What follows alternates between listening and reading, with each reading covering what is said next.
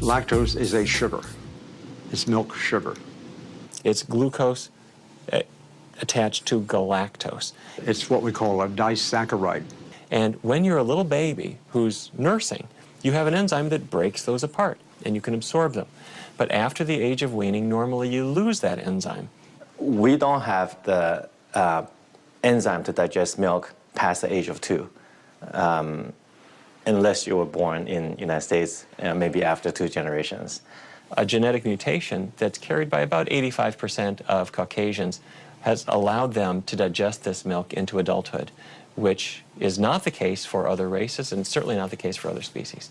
Lactose intolerance is totally normal. It's a sign that you ought to get weaned. When you consume a sugar, which is the lactose, that the bowel cannot digest, because it doesn't have the lactase enzyme, what happens is that sugar goes through your small intestine where it's supposed to be digested, ends up in the large intestine where bacteria digest it. They produce gases, which give you gas and cramps, and just the sugar being in the bowel causes you to get diarrhea because of water that's drawn into the bowel. Don't get me wrong, sick as a dog. We're the only species after weaning we tend to want to keep on drinking milk for the rest of our lives in many cases. And what do? We go get it from another animal. Why don't we drink dog milk?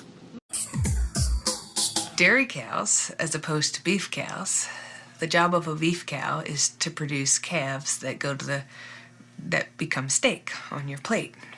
The job of a dairy cow is to produce milk so that you can have milk, ice cream, cheese, yogurt, all the good stuff.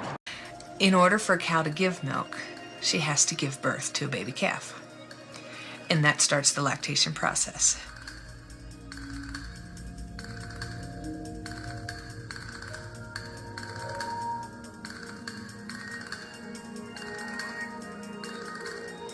A calf goes and lives in its own little house.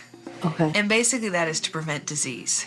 If the calf stays with the mama, it can be contaminated with some of the manure or anything and can get Johne's disease or can get other bacteria or, just be exposed. So you want the calf to be in a clean environment. And the mama can't stay with the calf because she's got to milk. She's got all this milk she has to give.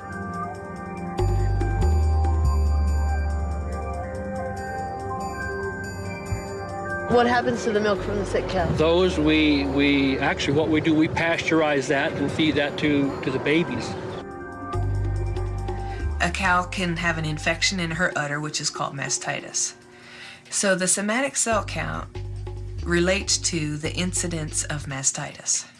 So if the cow has a low somatic cell count, and somatic cells normally occur in the milk. White blood cells are everywhere, right? And so they're in the bloodstream, they come into the milk, and they exist. White blood cells are pus cells. And in analyses of the dairy that's being sold, they have 350, 400,000 pus cells per cc, along with 25,000 bacteria per cc is found in regular milk that you buy in the stores. White blood cells are present just naturally to help the baby cow. But humans, when they're consuming cow's milk, that's really not a concern. And what it ends up really being is just basically pus that is present in the milk. It doesn't really help our immune systems. It's meant for a baby cow's immune system. So that's just something else that we don't need.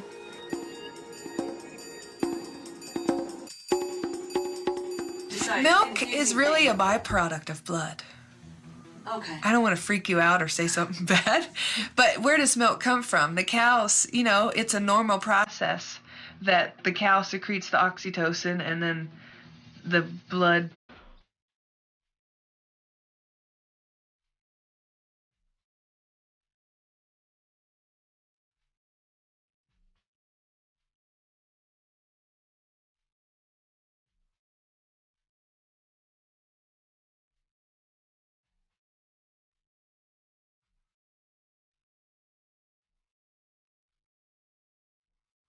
Anytime you add hormones to something that's going to be consumed by humans, you're going to affect them in some way.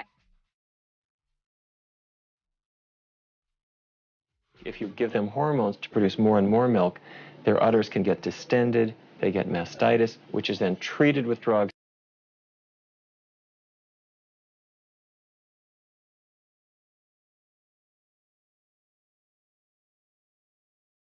So let's recap.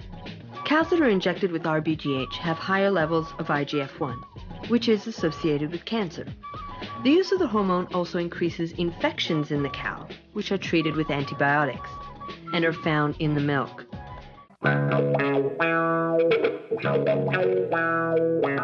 When we talk about global warming, we tend to talk a lot about CO2. But there is a gas that is far more dangerous. It's methane.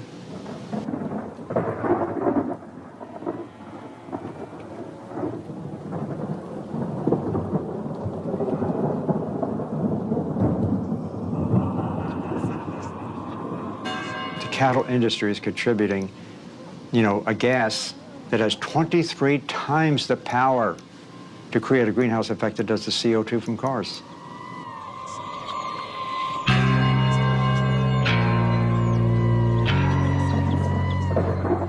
Dairy industry, on one side, it's a big economic generator.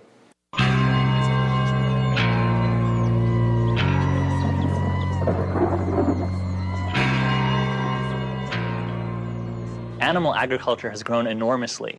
According to the UN, it's a bigger source than all the cars and trucks and planes and trains put together.